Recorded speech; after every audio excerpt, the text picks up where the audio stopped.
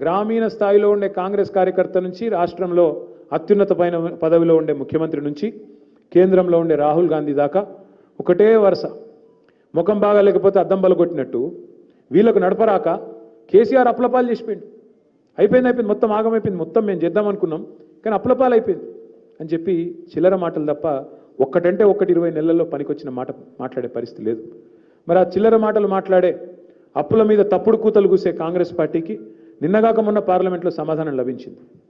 పార్లమెంట్లో స్పష్టంగా కేంద్ర ప్రభుత్వం చెప్పింది, కేసీఆర్ గారి ప్రభుత్వం చేసిన అప్పు మీరిచ్చిపోయిన అప్పుతో సహా కలిపితే 3.5 లక్షల కోట్లు, అది తీసేస్తే కేవలం 2,80,000 కోట్లు మాత్రమే అనే మాట కూడా నిన్నగాక మొన్న కేంద్ర ప్రభుత్వమే సాధికారంగా పార్లమెంట్లో చెప్పింది, బయట చెప్పలేదు. ఈ మాట దయచేసి నేను ఎందుకు చెప్తా ఉన్నా అంటే ఇవాళ కాంగ్రెస్ పార్టీకి ప్రభుత్వాన్ని నడపడం చేతగాక, ప్రజలకు ఇచ్చిన హామీలు నెరవేర్చడం చేతగాక, ముఖం బాగా లేక అద్దం బలగొట్టినట్టు ఇలా ప్రభుత్వాన్ని నడిపే తెలివి లేక మన నాయకుడిని ఇలా బదనాం చేసే ప్రయత్నం చేస్తూ ఉన్నారు.